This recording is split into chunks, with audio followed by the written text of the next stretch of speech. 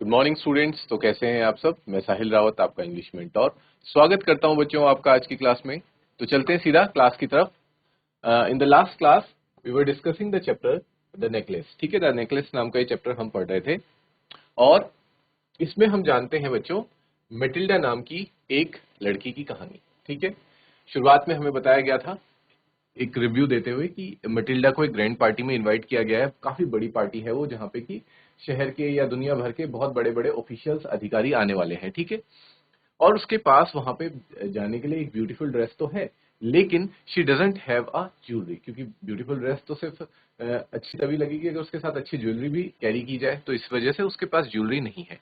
ठीक है, और फिर वो क्या करती है, वो अपनी एक फ्रेंड से, जो उसकी एक रिच फ्रेंड होती है, उससे काफी अच्छा नेकलेस बोरो कर लेती है। बोरो मैंने आप लोगों को बताया था, जो बोरो क्या होता है, किसी से उधार पे कोई चीज ले लेना। ठीक है, और बाद में वो जो नेकलेस होता है वो उससे खो जाता है।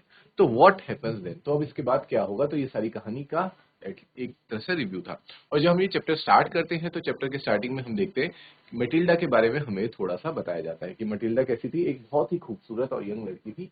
ठीक है, और साथ ही साथ पर एक दुर्भाग्य था मटिल्डा के साथ कि वो जिस हिसाब से, जितना वो खूबसूरत थी और यंग थी, या फिर जिस हिसाब से उसके जो थे, क्या बोलते हैं, उसका बिहेवियर था, नेचर था, वो जिस फैमिली में वो पैदा हुई थी वहां पे बिल्कुल भी मैच नहीं करता था। ठीक है, उसे ऐसा मतलब उसे देख के ऐसा लगता है कि इसने गलत फैमिली में जन्म ले लिया, इसे किसी बहुत रिच फैमिली में पैदा होना चाहिए था। ठीक है, ये हमने देखा था। और इसी वजह से बच्चों वो हमेशा क्या रहती थी, बहुत नाखुश रहा करती थी जब वो छोटी थी। ठीक है, क्योंकि उसका जन्म एक फैमिली ऑफ क्लर्क्स में हुआ था, मतलब क्लर्क के परिवार में उसका जन्म हुआ था। तो जो उसका चाइल्डहुड रहा वो काफी ज्यादा सिंपल रहा, जैसे कि एक नॉर्मल मिडिल क्लास फैमिली के एक बच्चे का रहता है। ठीक है, फिर वो बड़ी होती है, लेकिन उसकी जो लग्जरी पाने की ख्वाहिशें हैं जीवन में, वो बढ़ती जाती हैं जैसे जैसे वो बड़ी होती है। और जो उसके डिससेटिस्फेक्शन होता है उसके अंदर, वो भी साथ ही साथ बढ़ता रहता है। क्योंकि पहले जब वो अपने फादर के पास थी तब भी उसे चीजों के साथ एडजस्ट करना पड़ता था, कॉम्प्रोमाइज करना पड़ता था। और बाद में she gets married to a middle class man, जो कि उसी के फादर की था, वो भी क्या था, क्लर्क था। भले ही that person was a very decent man, ठीक है, बहुत ही अच्छा इंसान होता है, अपने काम के प्रति बड़ा वफादार होता है और बहुत मेहनतकश इंसान होता है, लेकिन उसके बावजूद भी जो मटिल्डा है वो नाखुश ही रहती है। नाखुश रहने का रीजन ये था बच्चों, हमने जाना कि जो मटिल्डा थी, she was a materialistic person. ठीक है, मैंने आपको मटेरियलिस्टिक पर्सन के बारे में भी बताया था कि एक मटेरियलिस्टिक पर्सन की क्या खूबी होती है, कि वो इन चीजों पे बहुत ज्यादा उसका ध्यान रहता है। जैसे कि जो मटेरियलिस्टिक चीजें हैं, जैसे आपका हो गया घर, बड़ा घर, बड़ी गाड़ी, बड़ा मकान, ये सारी चीजें, और अच्छे कपड़े, ज्वेलरी, इन महंगी घड़ियां, इन सब चीजों पे उसका ज्यादा ध्यान था मटिल्डा का। ठीक है स्टूडेंट्स, तो इस वजह से, और जो कि उसको नहीं मिल पा रही थी, जिस वजह से वो हमेशा क्या रहती थी, डिससेटिस्फाइड रहती थी और डिसअपॉइंटेड ही रहा करती थी। तो एक दिन क्या होता है कि उसके जो हस्बैंड होते हैं वो एक एनवेलप लेकर के आते हैं और मटिल्डा को दिखाते हैं कि देखो ये एक एनवेलप है। एनवेलप में क्या होता है, एक इनविटेशन होता है, एक ग्रैंड पार्टी का इनविटेशन होता है, जिसमें दुनिया भर के और शहर के सारे मिनिस्टर्स और बड़े बड़े अधिकारी वहां पे आने वाले होते हैं। ठीक है, और बिकॉज जैसे मैंने आपको ऑलरेडी बताया कि जो मटिल्डा के हस्बैंड थे वो क्या थे, बहुत अच्छे, भले ही वो क्लर्क थे, लेकिन वो अपने काम के प्रति बहुत ही ज्यादा ऑनेस्ट थे और he was a good employee. इस वजह से उनको भी वो इन्विटेशन मिला हुआ होता है। ठीक है, और वो बहुत खुशी के साथ अपनी ये जो इनविटेशन है, ये मटेरियल को दिखा रहे होते हैं कि देखो हमें इनविटेशन मिला है, हम लोग वहां जाएंगे, बड़े बड़े लोगों से मिलेंगे, उनसे हमारी मुलाकात होगी। लेकिन मटिल्डा ये देख करके बिल्कुल भी खुश नहीं होती है, जिसकी बहुत हैरानी होती है उनके हस्बैंड को, क्योंकि उनके हस्बैंड को लगा होता है क्योंकि मटिल्डा हमेशा घर पे ही रहती है, तो शायद इस बहाने से वो बाहर निकलेगी, लोगों से मिलेगी, तो उसके चेहरे पे थोड़ी सी मुस्कान आएगी और खुशी आएगी। लेकिन ऐसा नहीं होता, मटिल्डा और ज्यादा चिढ़ जाती है। और चिढ़ने का कारण ये था बच्चों कि वो ये कहती है कि मैं इतनी ग्रैंड पार्टी में कैसे जाऊंगी जब मेरे पास कोई ब्यूटीफुल ड्रेस नहीं है। ठीक है, ठीक है स्टूडेंट्स, यहां तक कि हमने जो कहानी थी वो देख ली थी।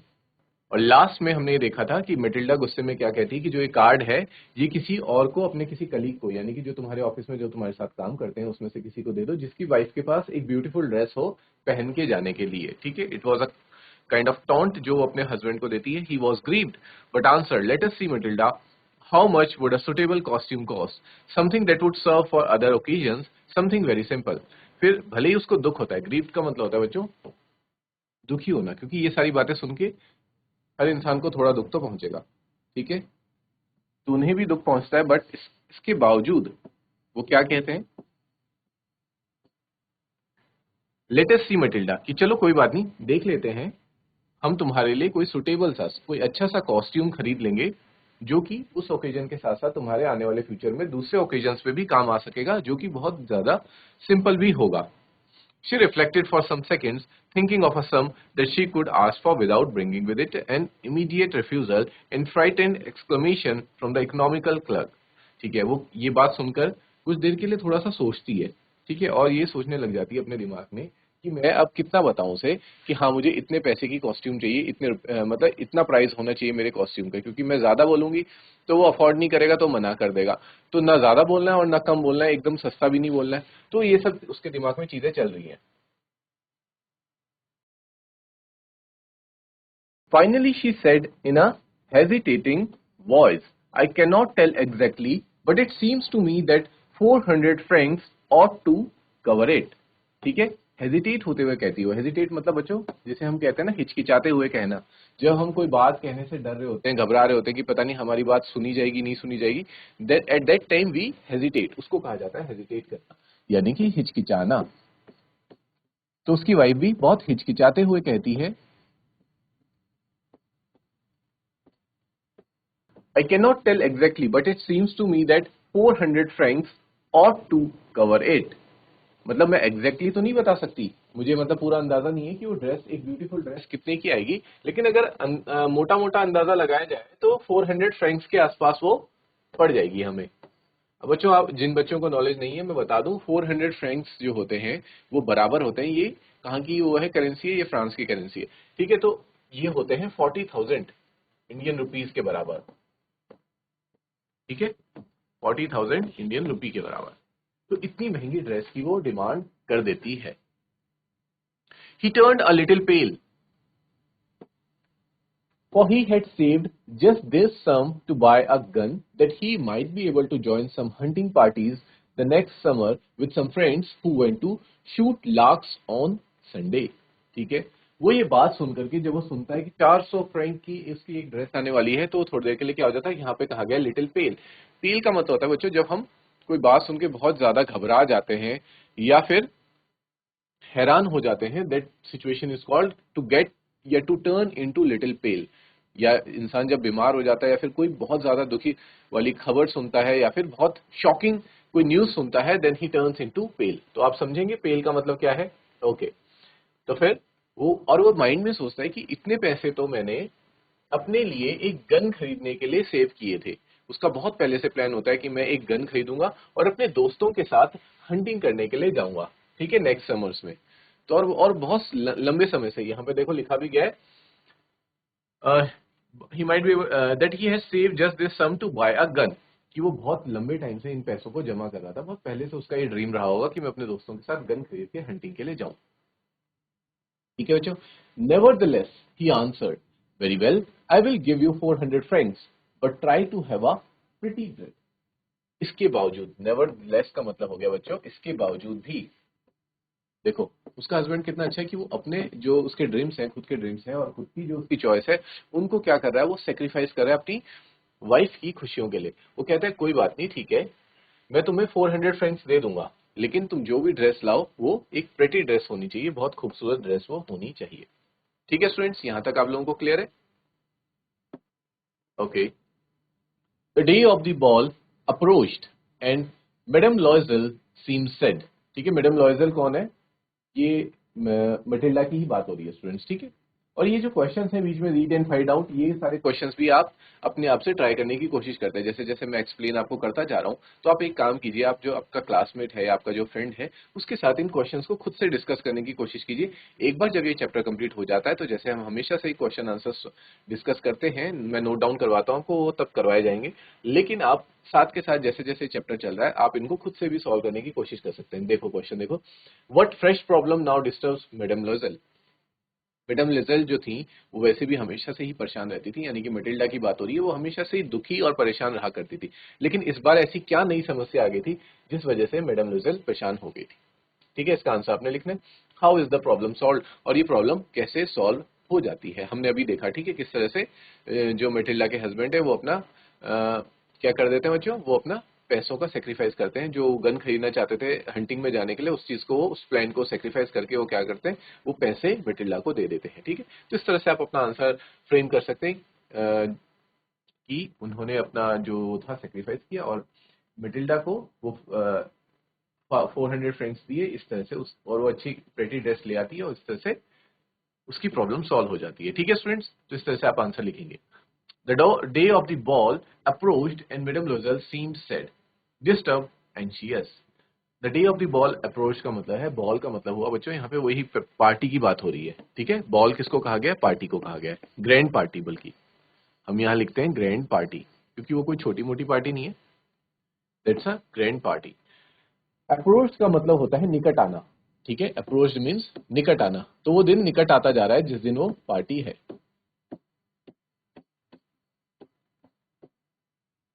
और अब तो मैडम लिजेल के पास ब्यूटीफुल ड्रेस भी आ चुकी है, but still she seems sad, वो अभी भी कैसी दिख रही है, दुखी नजर आ रही है, परेशान है और एंशियस है। ठीक है, एंशियस, डिस्टर्ब, ये सारी चीजें क्या होती है बच्चों, घबराहट में, परेशान, जो भी सारी चीजें होती है ना, इंसान को एंशियस से ही बनता है anxiety.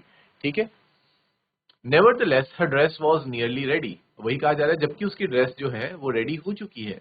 Her husband said to her one evening, what is the matter with you, you have acted strangely for 2 or 3 days। तो एक दिन ये बात सुनकर, देख करके उसके हस्बैंड उनसे पूछ लेते कि क्या मामला है, तुम 2-3 दिन से बहुत ज्यादा अजीब व्यवहार कर रही हो। ठीक है, स्ट्रेंजली बिहेव का मतलब है अजीब सा व्यवहार कर रही हो। And she responded, I am vexed not to have a jewel, nothing to adorn myself with. I shall have such a poverty-stricken look. I would not, I would prefer not to go to this party. ठीक है, अब वो अपने मन की बात बताती है कि मेरे पास कोई भी ज्वेलरी नहीं है पहनने के लिए, जिससे कि मैं क्या लग सकूं, एडॉर्न माई सेल्फ, यानी कि जिससे मैं एक अच्छी लग सकूं, एक खूबसूरत इंसान लग सकूं।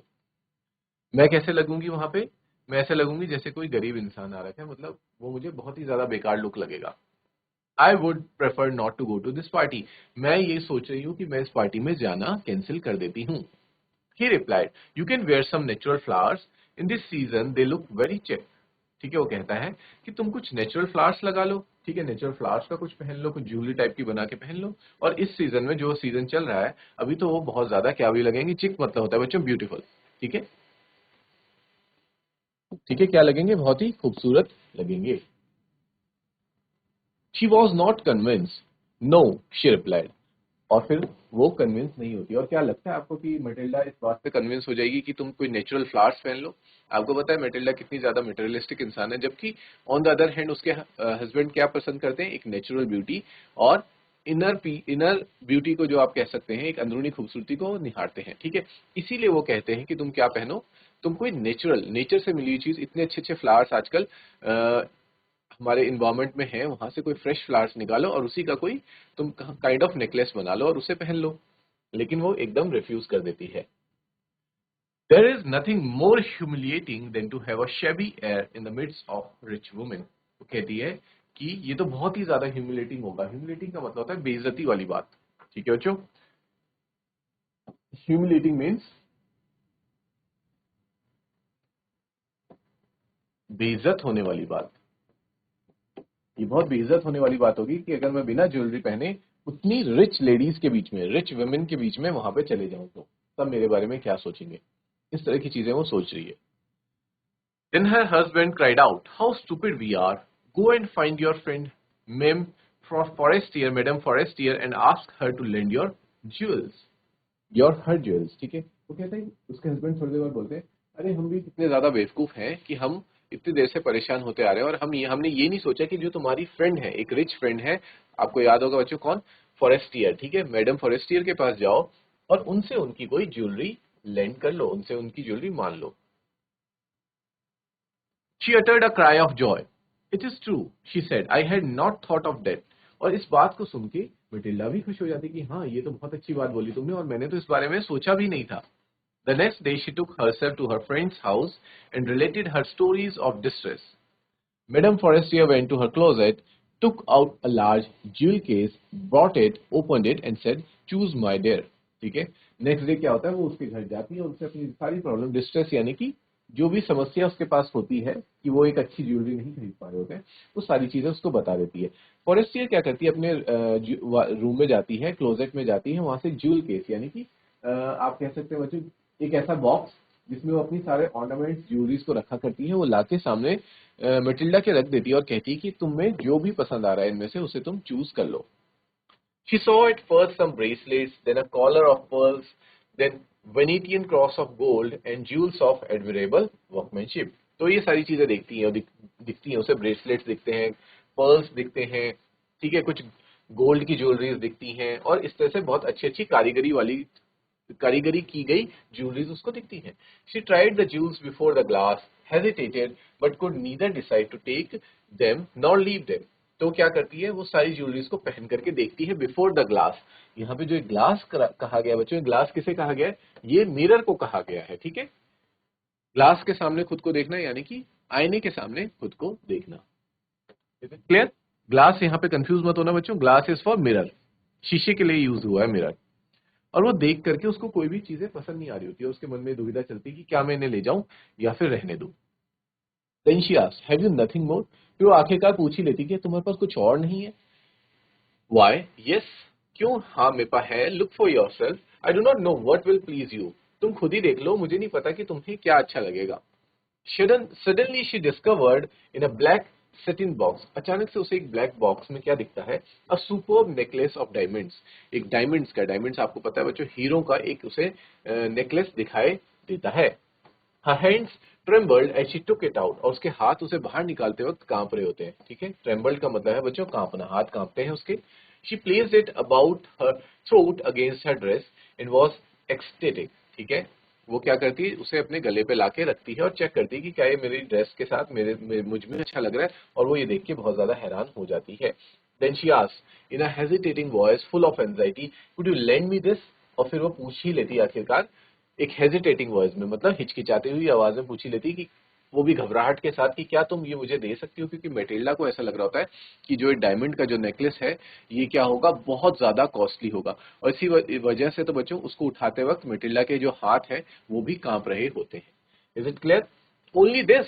वाई? ये सर्टेनली। वो और जो उसकी फ्रेंड है मैडम फॉरेस्टियर, वो कहती है ओनली दिस, क्या सिर्फ तुम्हें यही चाहिए? वाई? ये सर्टेनली। वो कहती है हाँ बस यही चाहिए मुझे, ठीक है, क्योंकि उसको वही सबसे ज्यादा अच्छा लग जाता है। यहां तक क्लियर है स्टूडेंट्स आपको? Is there any doubt till here? Okay, very good.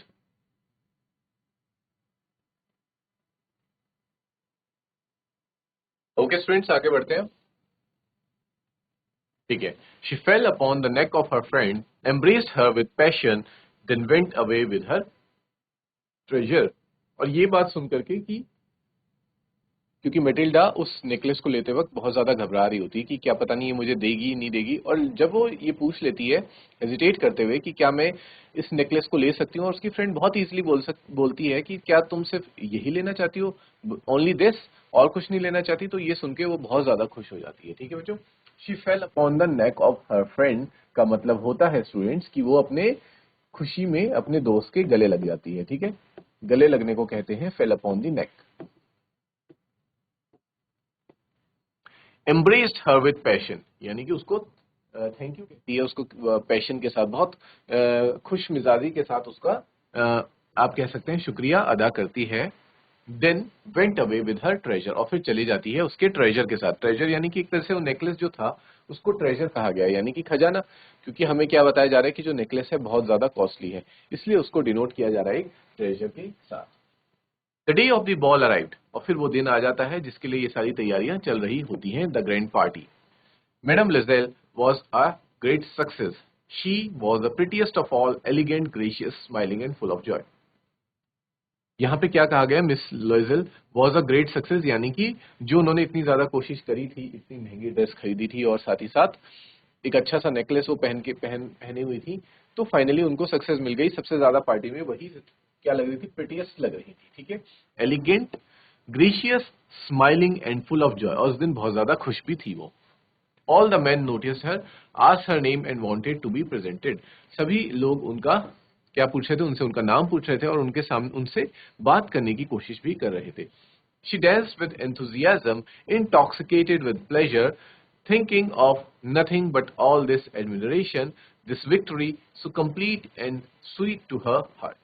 ठीक है, वो डांस करती हैं बहुत ही ज्यादा एंथुजियाज्म के साथ, बहुत ही ज्यादा जोश के साथ, इंटॉक्सिकेटेड विद प्लेजर, यानी कि इंटॉक्सिकेटेड मतलब उस वक्त उनको क्या फीलिंग्स महसूस हो रही थी, एक तो प्लेजर, बहुत ही ज्यादा खुशी महसूस हो रही थी, thinking of nothing but all this admiration, जो उनको चाहिए, जो देखो मटिल्डा को हमेशा से यही चाहिए था, एडमिरेशन, कि लोग उसको एडमायर करें, उसकी तारीफ करें, वो उसको आखिरकार उस दिन मिल गया। और इसी को क्या बताया गया है, दिस विक्ट्री, ठीक है, इस बात को क्या घोषित किया गया, उसकी विजय, जिस चीज की उसे बहुत बचपन से उम्मीद थी, आशा थी कि लोग मुझे एडमायर करें, ठीक है, मैं जहां भी जाऊं लोग मेरा स्वागत करें, मुझसे आके बात करें, मुझसे मिलना चाहें, वही चीज उस दिन हो गई थी, इसलिए उसको क्या क्या कहा गया कि victory, so complete and sweet to her heart, और ये विक्ट्री उसको बहुत अच्छी लग रही थी। She went home towards 4 o'clock in the morning, और वो फिर किस वक्त घर जाते हैं, सुबह के 4 बजे के अराउंड वो घर जाते हैं। Her husband had been half asleep in one of the little saloons since midnight, और जो उसके हस्बैंड थे वो, क्योंकि उसकी वाइफ तो रात भर मतलब वहां पे एंजॉय वगैरह कर रहे थे, जबकि उसके जो हस्बैंड थे वो बहुत पहले ही किसी आसपास के सैलून में आके सो चुके थे, with 3 other gentlemen whose wives were enjoy themselves very much, और उसके साथ 2-3 जेंटलमैन और थे जिनकी वाइफ्स भी अंदर पार्टी में एंजॉय कर रही थी, ठीक है।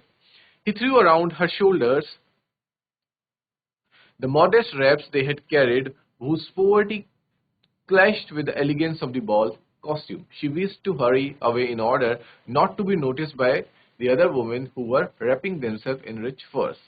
ठीक है, क्योंकि जब रात की बात है उस वक्त थोड़ा ठंडा हो रहा होता है, ठीक है, तो जैसे ही उसके हस्बैंड ये देखते हैं कि हाँ, मेरी वाइफ को ठंड लग रही है, तो वो क्या करते हैं, जो शॉल उन्होंने ओढ़ा रहता है उसको जाके कवर करते हैं उससे अपनी वाइफ को, ठीक है। लेकिन जब वो देखती है कि मैंने इतनी अच्छी ब्यूटीफुल ड्रेस पहनी हुई है, लेकिन जो ये शॉल है ये तो कैसा है, बहुत ज्यादा अच्छी क्वालिटी का नहीं है, या फिर ये मुझे आप कह सकते हैं ये बहुत ज्यादा ब्रांडेड नहीं है, बहुत महंगा नहीं है, एक सस्ता सा शॉल है, और अगर मैं इससे खुद को रैप करूंगी तो जो अभी तक मैंने जो इमेज अपनी अंदर क्रिएट करी है वो सारी इमेज खराब हो जाएगी। इसलिए वो फटाफट से देखती है कि कोई मुझे देख तो नहीं रहा, कोई और अदर वुमेन्स, क्योंकि जो दूसरी वुमेन्स थी उन्होंने क्या पहने थे बच्चों, फर के कोट पहने हुए थे, ठीक है, जो बहुत ही ज्यादा महंगे होते हैं, तो फटाफट से वहां से, ताकि लोगों के नोटिस में ना आ जाए, वो वहां से निकलने की कोशिश करती है। Lozel detained her. Wait, said he. I am going to call a cab. Lozel जाने की कोशिश करती है, तब तक उसके हस्बैंड कहते हैं कोई बात नहीं, मैं कैब को कॉल कर लेता हूँ, कैब यानी कि टैक्सी बुला लेता हूँ। But she would not listen and descended the steps rapidly. लेकिन वो सुनती नहीं और सीधा वहां से जाती रहती हैं। When they were in the streets, they found no carriage. Then they began to seek for one, hailing the coachman whom they saw at a distance. और जब वो स्ट्रीट्स पे पहुंचते हैं, सड़क पे पहुंचते हैं, तो उनको वहां पे कोई भी कैरियज नहीं मिलता जो कि उनको कैरी कर सके, और फिर उन्हें एक कोचमैन दिखाई देता है जिस थोड़े दूर पे, जिस पे वो आवाज लगाते हैं कि हमें यहाँ से ले जाए। They walked along toward the river, फिर वो थोड़े दूर तक रिवर के अलोंग चलते रहते, होपलेस एंड शिवरिंग, क्योंकि उनको कोई उम्मीद नहीं होती कि अब हमें कोई कैब मिलने वाली है, और शिवरिंग साथ ही साथ ठंड थी, तो इस वजह से वो कपकपा भी रहे होते हैं। Finally, they found one of those old carriages that one sees in Paris after nightfall. और बहुत देर बाद उनको एक कैरेज दिखाई देता है। कैरेजेस क्या होते हैं बच्चों, आपने देखे होंगे जो पुराने वक्त में चला करते थे, तो वो अभी पेरिस में अभी भी चलते हैं, ठीक है, जिसमें आगे घोड़े होते हैं और पीछे वो एक काइंड ऑफ आपने देखा होगा बग्गी होती है जिसमें लोग बैठते हैं और उनको ले जाया जाता है, कोचमैन जो उसमें होता है वो उनको ले जाता है। और ये रात को आखिर कब दिखता है, बहुत नाइट फॉल, मतलब काफी आधी रात में ही वो पेरिस की सड़कों में दिखाई देते हैं। It took them as far as their door and they went vividly up to their apartment. वो उनको कहां तक ले जाता है, उनके दरवाजे तक ले जाता है, फिर वो अपने अपार्टमेंट यानी कि अपने रूम में चले जाते हैं। मेरे स्टूडेंट्स,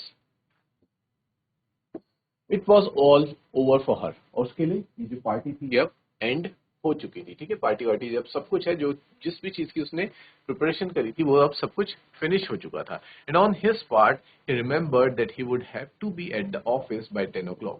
और जब बात करें उसके हस्बैंड की, क्योंकि उसकी वाइफ के लिए तो अब सब फिनिश है, उनको अब कुछ नेक्स्ट डे का कोई प्लान नहीं है, लेकिन उसके हस्बैंड को नेक्स्ट डे 10 बजे के लिए ऑफिस पहुंचना होता है। She removed the wraps from, किसे कहा गया बच्चों, उसी शॉल को कह सकते हैं आप, जो कि उसे ओढ़ाया था उसके हस्बैंड ने जब उसे ठंड लग रही थी, ठीक है, वो उस रैप को हटाती है बिफोर द ग्लास, शीशे के सामने for a final view of herself in the glory, in her glory, और वो फिर से अपने आप को देखती है एक बार शीशे में, आईने में, कि मैं कैसी लग रही हूँ, क्योंकि वो उसकी लास्ट होती है, क्योंकि उसके बाद उसे वो ड्रेस भी रिमूव करनी है और साथ ही साथ जो नेकलेस उसने अपनी फ्रेंड से बोरो किया है वो भी उसे वापस देना है। तो एक लास्ट बार वो अपने आप को खुद को शीशे के सामने निहारती है कि मैं कैसे लग रही हूँ। Suddenly she uttered a cry, और अचानक से वहां पे हमें चिल्लाने की आवाज आती है। हर नेकलेस वॉज नॉट अराउंड हर नेक, और जो उसका नेकलेस था वो अब उसके नेक के आसपास नहीं था, यानी कि वो अपने नेकलेस को खो चुकी थी। ठीक है स्टूडेंट्स, यहां तक आप लोगों को स्टोरी क्लियर है? ओके।